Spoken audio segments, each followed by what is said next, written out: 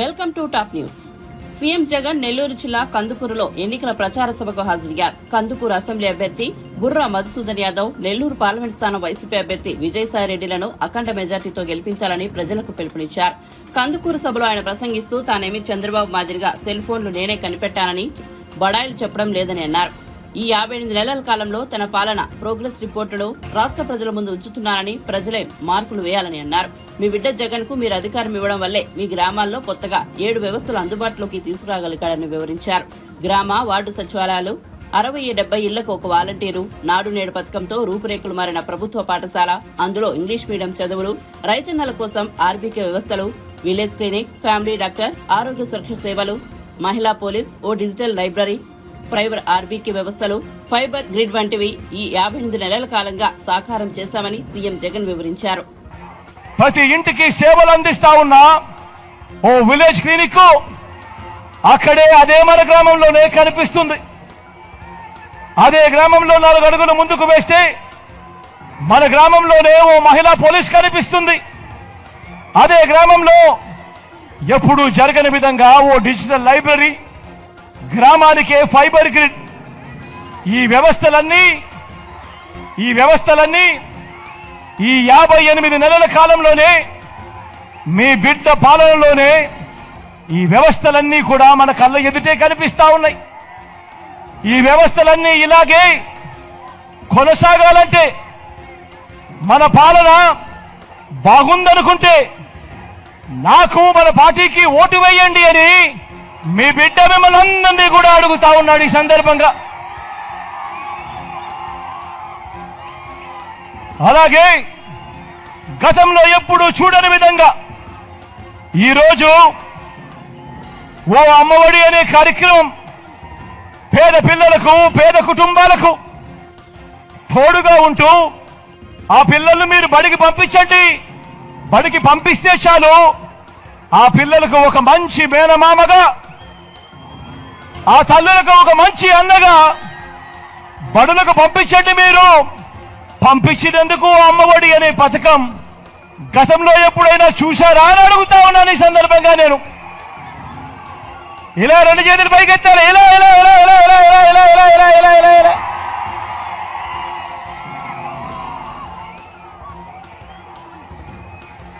ఆ పిల్లలను ఇలాగే మరో 5 ఏళ్లు చదివించాలనుకుంటే మళ్ళీ మీ అన్నకు అధికారం ఇవ్వండి అని అడుగుతా ఉన్నాడు మీ బిడ్డ. అలాగే గవర్నమెంట్ బడుల్లో మన పిల్లలు బాగా ఎదగాలని ఓ నాడు నేడు, ఓ ఇంగ్లీష్ మీడియం తీసుకువచ్చింది.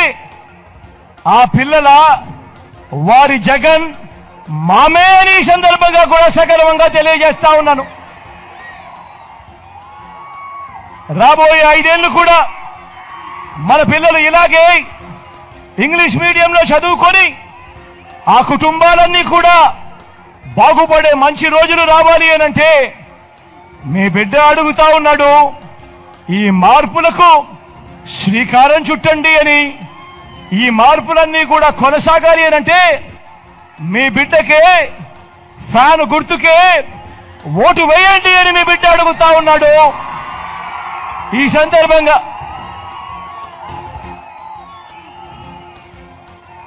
అక్క చెల్లెమ్మలకు గతంలో ఎప్పుడూ చూడని విధంగా అక్క చెల్లెమ్మలకు ఓ అమ్మఒడి, అక్క చెల్లెమ్మలకు ఓ ఆసరా, అక్క చెల్లెమ్మలకు 0 వడ్డీ, అక్క చెల్లెమ్మలకు ఒక చేయూత, అక్క చెల్లెమ్మలకు ఒక కాపు నేస్తం, అక్క చెల్లెమ్మలకు ఒక ఈబీసీ నేస్తం, అక్క చెల్లెమ్మల పేరిట ఏకంగా 31 లక్షల ఇళ్ల పట్ట.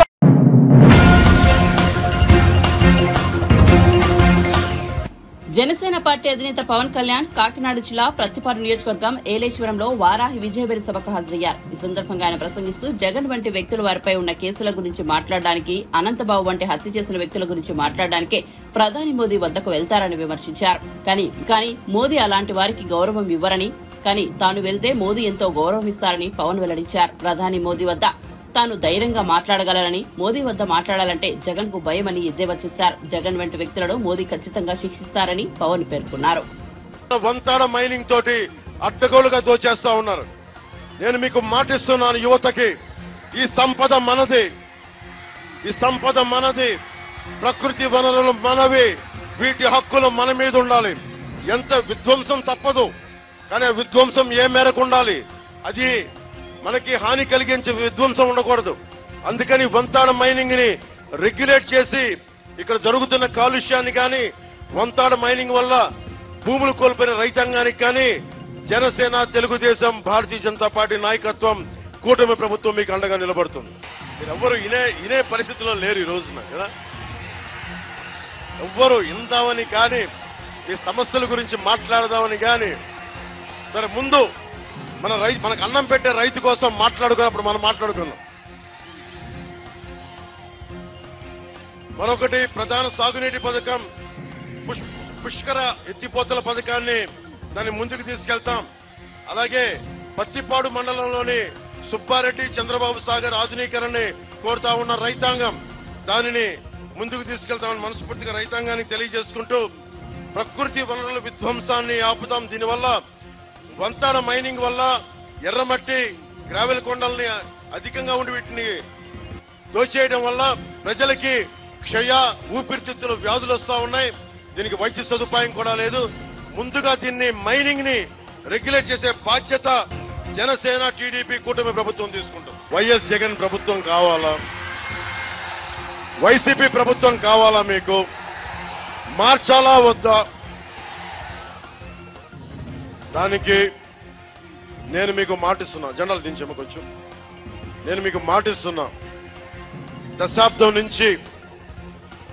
నుంచి రోడ్ల మీద ఉన్నాను. నేను వేలాది మంది కౌలు రైతులకి నా సొంత డబ్బు ఇచ్చిన వాడిని. జనసేన మద్దతుదారులు స్వచ్ఛందంగా వచ్చి ఇచ్చినవాడిని. తూర్పుగోదావరి జిల్లా రైతాంగానికి, పత్తిపాడు జిల్లా రైతాంగానికి నేను మాటిస్తున్నా, నేను మీకు అండగా ఉండేవాడిని. కూటమి ప్రభుత్వం మీకు అండగా ఉంటది. ముఖ్యంగా యువతకి మీకు ఎందుకు వనరులు లేవు? మీకు డబ్బులు ఎక్కడికి వెళ్తున్నాయి? డబ్బులు ఎటు వెళ్తున్నాయి? ఒకవైపు మీకు ఉపాధి అవకాశాలు లేవు, ప్రైమరీ హెల్త్ కేర్ లేదు, పత్తిపాడు నియోజకవర్గంలో రోడ్లు వేయడానికి అవకాశాలు లేవు. మరి డబ్బులు ఎక్కడికి వెళ్తున్నాయి? 40,000 కోట్లు సారా మీద, మద్యాన్ని నిషేధిస్తానని చెప్పిన వ్యక్తి ఈ రోజున సారా నమ్ముకుంటే 40,000 కోట్ల రూపాయలు సంపాదించి 60 రూపాయలు ఉండే మద్యాన్ని 200 రూపాయల పైన మద్యాన్ని అమ్ముకుంటూ దాదాపు 40,000 కోట్లు మీ లివర్ ని, మీ ఆరోగ్యాల్ని, మీ మొత్తం బ్రెయిన్ ని పాడు చేసేంత, నరాల్ని పాడు చేసేంత ఈ మద్యాన్ని మీకు సప్లై చేసి మద్యాన్ని నిషేధిస్తానన్న వ్యక్తి ఈ రోజున మీకు ఈ విధంగా చేశాడు. నేను ఒకటే కోరుకుంటా ఉన్నాను, నేను దశాబ్దంగా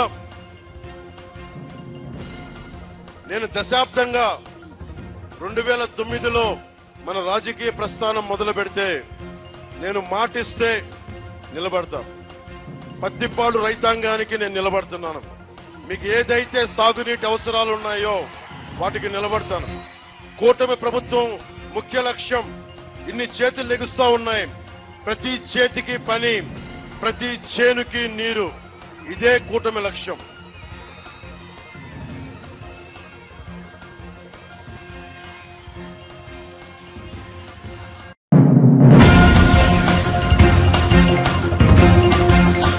టీడీపీ అధినేత చంద్రబాబు కర్నూలు జిల్లా మంత్రాలయం నియోజకవర్గంలో కౌతాలంలో ఏర్పాటు చేసిన ప్రజాగళం సభకు హాజరయ్యారు. ఈ సందర్భంగా ఆయన ప్రసంగిస్తూ టికెట్ల కేటాయింపులో తాము సామాజిక న్యాయం పాటించామని వెల్లడించారు. ఆస్తిపాసులు లేకపోయినప్పటికీ కురువ సామాజిక వర్గానికి చెందిన సాధారణ ఎంపీటీసీ నాగరాజుకు కర్నూలు ఎంపీ టికెట్ ఇచ్చామని వెల్లడించారు. మరోవైపు రాఘవేంద్రరెడ్డిని స్థానికంగా ఎమ్మెల్యే అభ్యర్థిగా ఎంపిక చేశామని వెల్లడించారు.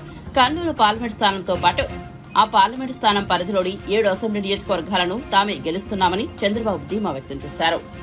అదే మరిగా మొట్టమొదటిసారిగా మంత్రాలయానికి బోయ కులస్తుడు రాఘవేందర్ రెడ్డి, చెప్పండి, గట్టిగా చప్పట్లు కూడా చెప్పండి. ఇక్కడ మీరు చూస్తే నాకు మిత్రుడు, పార్టీకి గట్టిగా పనిచేసిన వ్యక్తి తిక్కారెడ్డి గారు. ఈరోజు తిక్కారెడ్డి గారి మీరు తీసుకున్న నిర్ణయం సరైన నిర్ణయం. నా రాజకీయం మీ చేతుల్లో ఉంది. కానీ నేను గెలిపిస్తానని నడుం కట్టుకొని ముందుకు వచ్చిన తిక్కారెడ్డిని కూడా మనస్ఫూర్తిగా అభినందిస్తున్నా. తమలో ఒక్కసారి మీరు ఆలోచించండి. జగన్మోహన్ రెడ్డి తమ్ముడు నీకే వర్గ నువ్వే ఇట్లా వర్గ వచ్చేయాల. వెనకానోళ్ళు కనపడాలి, టీవీ కనపడాలి. ఈ రోజు మీరు ఈ జిల్లాలో చూస్తే జగన్మోహన్ రెడ్డి ఏది చూసినా ఒక సైకో మారిగా అన్ని మోసాలే. అవునా కాదా? ఆయన పార్టీలో తమ్ముడు దించాలి నువ్వు దించాలి. జెండాలు దించండి, మళ్ళా ఎగరేద్దాం. ఆ జెండా కూడా దించాలి, జనసేన జెండా దించాలి, అన్ని దించాలి. మళ్ళీ ఎగరేదురు. బంగారు తమ్ముళ్ళు చెప్పింది తినాలి అందరూ. ఎందుకంటే మనకు మీటింగ్ సక్సెస్ కావాలి. మళ్ళీ నేను కొడమూరు నియోజకవర్గానికి పోవాలి. నేను చెప్పాల్సింది కూడా ఉంది, మీరు వినాల్సిన అవసరం ఉంది.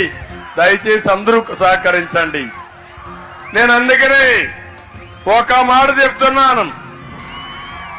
మన సామాజిక న్యాయం మీరు చూస్తే పార్లమెంటుకి కొరబ అభ్యర్థి నాగరాజుకి ఇచ్చాం. పోయే అభ్యర్థుల్ని ఎక్కువ జనాభా ఈ నియోజకవర్గంలో ఉంది. అందుకే ఇక్కడ రాఘవేందర్ రెడ్డికి ఇచ్చాం. ఆదోని ఎవరైతే డెంటల్ పార్సారథికి ఇచ్చాం. పక్కనే ఆలూరులో ఈ నియోజకవర్గం లింగాయత్ కమ్యూనిటీ ఉంది. ఒక లింగాయత్కి ఇవ్వాలని లింగాయత్కి ఇచ్చిన పార్టీ తెలుగుదేశం పార్టీ. కొడమూరులో ఒక ఎస్సీ మాదిగాకి ఇచ్చామని చెప్పి నేను మీకు తెలియజేస్తున్నా. పక్కనే పత్తిపాడు ఒక ఈడీగా వెనుకబడిన వర్గాలకు ఇచ్చిన పార్టీ తెలుగుదేశం పార్టీ. కర్నూలు ఒక వయసునికి ఇచ్చిన పార్టీ తెలుగుదేశం పార్టీ. పక్కనే నంద్యాలలో ముస్లిం సోదరుడు ఫరూక్ పార్టీకి ఇచ్చాం, ఒక ముస్లింకి ఇచ్చాం. అంటే ఇది నిజమైన సామాజిక న్యాయం అవునా కాదా అని మిమ్మల్ని అడుగుతున్నా. అవునంటే చేతుల పైకి చెప్పండి. అదే వైఎస్ఆర్ కాంగ్రెస్ లో 3 రెడ్లు అవునా కాదా అని అడుగుతున్నా. 2 అన్నదమ్ములు దోచుకోవడానికి ఆదోని మంత్రాలయం దోపిడీ రాజ్యం అవునా కాదా? అంతం చేయాలా లేదా?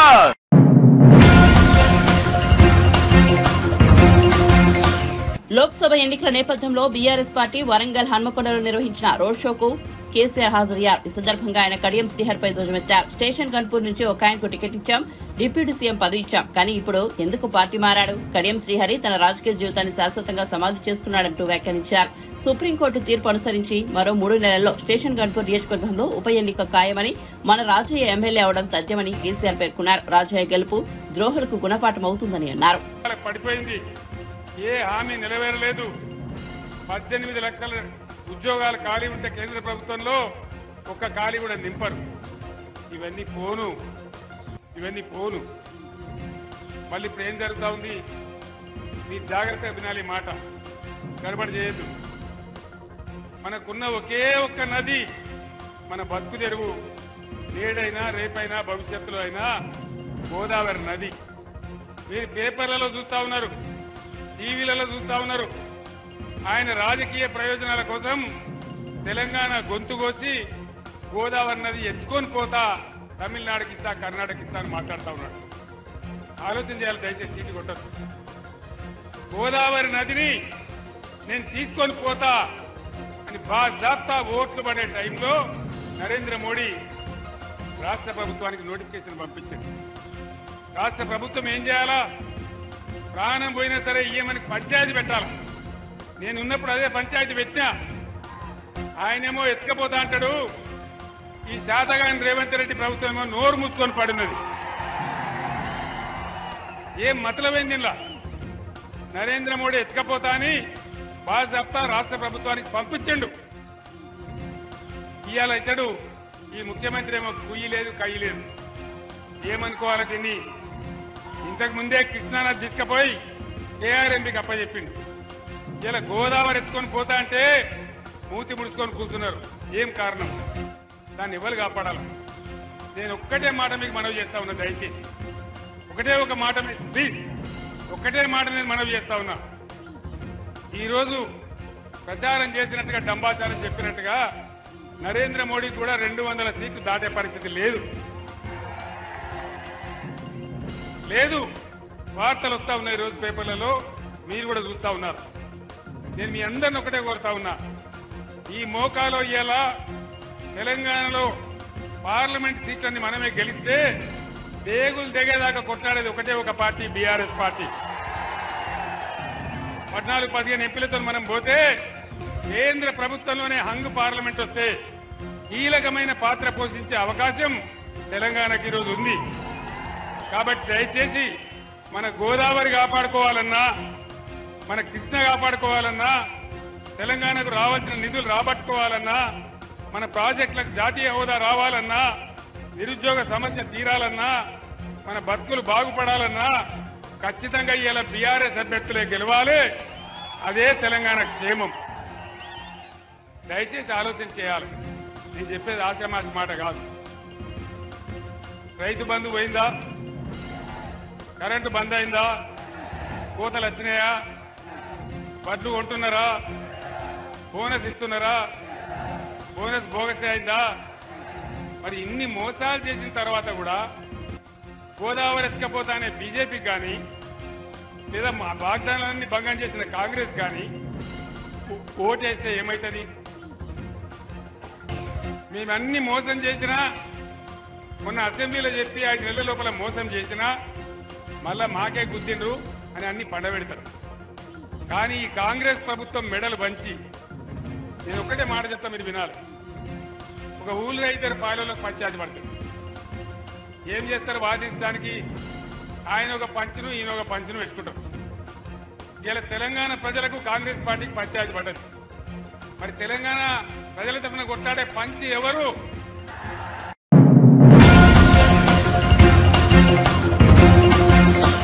రిజర్వేషన్ రద్దు అనేది కాంగ్రెస్ విష ప్రచారమేనని కరీంనగర్ ఎంపీ బండి సంజయ్ అన్నారు. కరీంనగర్ జిల్లా హుజూరాబాద్ లో ఎన్నికల ప్రచారం నిర్వహించారు. తనను ఆశీర్వదించి తిరిగి గెలిపించాలని బండి సంజయ్ ఓటర్లను కోరారు. రిజర్వేషన్ రద్దు పేరుతో ప్రజల్లో భయాందోళనలు కలిగించి కాంగ్రెస్ లబ్ధి పొందాలని చూస్తోందని దుర్మెత్తారు. మేము మతపరమైన ఎంత నీచమైన స్థాయికి దిగజారినది కాంగ్రెస్ పార్టీ అంటే, వాళ్ళ అఫీషియల్ హ్యాండిల్స్ లో అమిత్ షా గారు మతపరమైన రిజర్వేషన్ రద్దు చేసి పేదోళ్ళకి ఇస్తామని చెప్తే దాన్ని ఎడిట్ చేసి రిజర్వేషన్ రద్దు చేస్తామని అమిత్ షా గారు అన్నట్టు క్రియేట్ చేసి సోషల్ మీడియా సక్సెస్ చేస్తుంటే కాంగ్రెస్ పార్టీ ఎంత భయంలో ఉందో అర్థం చేసుకోండి. మేము కాల్ సెంటర్ ద్వారా ఫోన్లో చేస్తలేము, మేము కాల్ సెంటర్ ద్వారా ఫోన్ చేస్తామని చెప్పి వాళ్ళ అఫీషియల్ హ్యాండిల్లో క్రియేట్ చేసి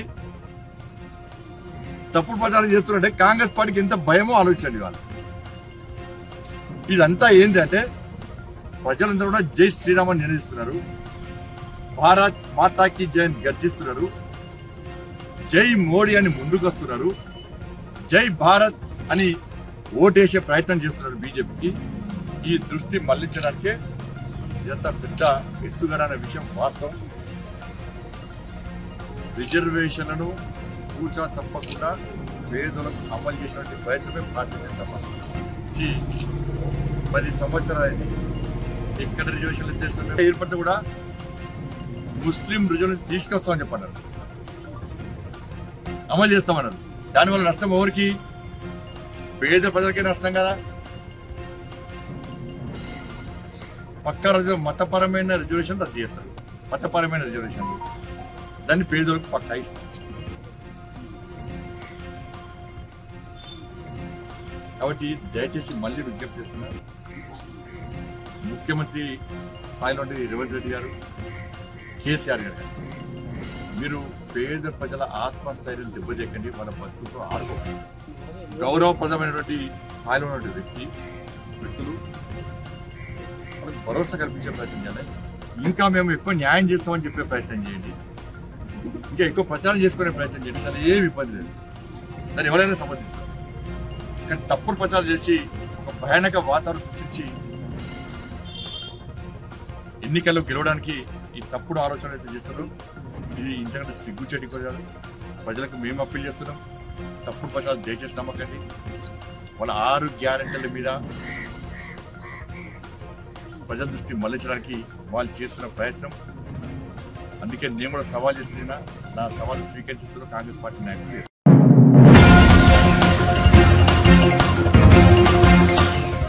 జగన్ ఆదేశాల మేరకే అక్రమాస్తుల కేసు ఎఫ్ఐఆర్ లో వైఎస్సార్ పేరును ఛార్జ్షీట్ లో చేర్చాలని 3 కోర్టుల్లో పొన్నవోలు సుధాకర్ రెడ్డి పిటిషన్లు వేశారని వైఎస్ షర్మిల ఆరోపించారు. విశాఖపట్నంలో నిర్వహించిన మీడియా సమావేశంలో ఆమె మాట్లాడారు. జగన్ పై పొన్నవోలు స్వామి భక్తిని చాటుకున్నారని ఎద్దేవా చేశారు. 2019 మే 30న జగన్ సీఎంగా పదవి చేపట్టిన 6 రోజుల్లోనే జూన్ 6న పొన్నవోలుకు ఏఏజీ పోస్టు కట్టబెట్టారు. ఏ సంబంధమూ లేకపోతే పొన్నవోలుకు ఏఏజీగా ఎందుకు అవకాశం ఇచ్చారు? హడావిడిగా ఆ మేలు చేశారంటే మీకోసం పనిచేసినట్లేగా అని జగన్ ను ఉద్దేశించి షర్మిల వ్యాఖ్యానించారు. నేను చేస్తున్నది ఆరోపణ, నేను చెప్తున్నది నిజము అని నేను చెప్పడమే కాకుండా ఆయన ప్రెస్ మీట్ పెట్టి ఆయనే భుజాలు తడుముకుంటూ నేను చెప్పింది నిజమని ఆయనే చెప్తున్నాడు. ఒక మహిళ అన్న సంస్కారం లేదు, మాట్లాడుతున్నది రాజశేఖర్ రెడ్డి గారి బిడ్డ గురించి అన్న సోయి లేదు, కాంగ్రెస్ పార్టీ అధ్యక్షురాలు గురించి అన్న స్పృహ లేదు. ఏకవచనముతో నన్ను సంబోధిస్తూ ఆయనకున్న టాలెంట్ స్వామి భక్తి, జగన్ భక్తి అని నిరూపించుకున్నాడు. నిజానికి సిబిఐ ఎఫ్ఐఆర్ లో కూడా రాజశేఖర్ రెడ్డి గారి పేరును చేర్చలేదు. చేర్చకపోతే ఇదే పొన్నవోలు సుధాకర్ రెడ్డి గారు రాజశేఖర్ రెడ్డి గారి పేరు ఛార్జ్ షీట్ లో లేకపోతే జగన్మోహన్ రెడ్డి గారు ఈ కేసులో నుంచి బయటపడడం అసాధ్యము అని రాజశేఖర్ రెడ్డి గారి పేరును సిబిఐ ఛార్జ్ షీట్ లో చేర్చాలి అని సిబిఐ ట్రయల్ కోర్టుకు పోయాడు, హైకోర్టుకు పోయాడు, సుప్రీం కోర్టుకు కూడా పోయాడు. సిబిఐ కోర్టు కొట్టేసింది, హైకోర్టు కొట్టేసింది. ఆ తర్వాత సుప్రీం కోర్టులో ఏది ఎంక్వైరీలో ఏది చేస్తారో అది చేయనియండి, చేసే ప్రక్రియను బట్టి తర్వాత నిర్ణయం తీసుకుందాము అని సుప్రీంకోర్టు చెప్పింది. ఈ హోల్ ప్రాసెస్ లో ఇక్కడ గమనించాల్సిన విషయం ఏమిటంటే రాజశేఖర్ రెడ్డి గారి పేరుని జగన్మోహన్ రెడ్డి గారు ఆదేశాల మేరకే సిబిఐ ఛార్జ్ షీట్ లో సుధాకర్ రెడ్డి పెట్టే ప్రయత్నం చేశారు కాబట్టి అన్ని పిటిషన్లు వేశారు అన్న విషయం జగన్మోహన్ రెడ్డి గారు నిరూపిస్తున్నారు. ఎందుకంటే జగన్మోహన్ రెడ్డి గారు సుధాకర్ రెడ్డి గారికి ఈ పదవి ఇయ్యకపోయి ఉంటే జగన్మోహన్ రెడ్డికి సుధాకర్ రెడ్డి గారికి సంబంధం ఉంది అని ఎవరూ నిరూపించలేరు. జగన్మోహన్ రెడ్డి గారు బయటపడాలి అంటే రాజశేఖర్ రెడ్డి గారి పేరును కూడా ఛార్జ్ షీట్ లో చేర్చాలి అన్న ఉద్దేశము వీళ్ళందరికీ ఉంది కాబట్టి, జగన్ రెడ్డి అండ్ టీమ్ కు ఉంది కాబట్టి ఈరోజు ఇది జరిగింది. కాబట్టే అందుకు ప్రతిఫలంగా అడిషనల్ అడ్వకేట్ జనరల్ పదవిని సుధాకర్ రెడ్డికి ఇవ్వటం జరిగింది అని నేను ఆరోపించటం లేదు. ఇది స్వయానా జగన్మోహన్ రెడ్డి గారు నిరూపించుకున్నారు. వీళ్ళందరూ ఒక టీమ్ గా పనిచేశారు అని. ఇక్కడ గమనించాల్సిన విషయం ఏమిటంటే జగన్మోహన్ రెడ్డి గారు పదవీ స్వీకరణ చేసింది మే 30వ తేదీన 2019 మే 30వ తేదీన జగన్మోహన్ రెడ్డి గారు ముఖ్యమంత్రిగా పదవీ స్వీకరణ చేస్తే జూన్ 6వ తేదీన అంటే ఎన్ని రోజులు? కేవలం 6-7 రోజుల్లోనే సుధాకర్ రెడ్డి గారికి అడిషనల్ అడ్వకేట్ జనరల్ పదవినిచ్చారు జగన్మోహన్ రెడ్డి గారు. మీ మధ్య ఏ సంబంధం లేకపోతే 6 రోజుల్లోనే ఎవరో తెలియని సుధాకర్ రెడ్డిని తీసుకొచ్చి మీరు అడ్వకేట్ జనరల్ పదవిని ఎందుకు ఇచ్చారు, అడిషనల్ అడ్వకేట్ జనరల్ పదవిని ఎందుకు ఇచ్చారు?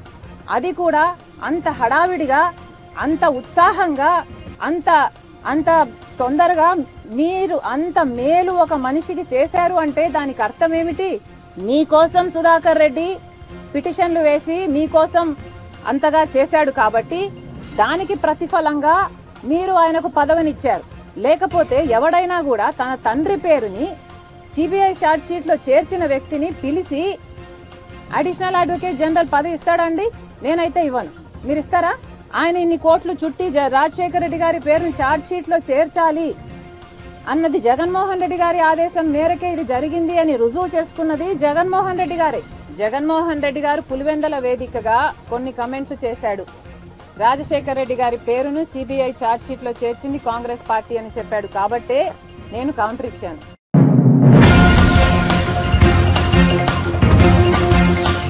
పదవి ఉన్నా లేకపోయినా హిందూపురం అభివృద్ధి బాలకృష్ణతోనే సాధ్యమని ఆయన సతీమణి నందమూరి వసుంధర అన్నారు. శ్రీ సత్యసాయి జిల్లా హిందూపురం మున్సిపాలిటీ పరిధిలోని కొల్లకుంట, కొట్నూరు, ఇందిరమ్మ కాలనీ, చౌడేశ్వరి కాలనీ బాలకృష్ణకు మద్దతుగా వసుంధర ఎన్నికల ప్రచారం నిర్వహించారు. ఈ సందర్భంగా ఆమె మాట్లాడుతూ వైఎస్ఆర్సీపీ ప్రభుత్వం అన్నా క్యాంటీన్లు మూసివేసి పేదల నోటికాడి కూడును లాగేసుకుందని విమర్శించారు.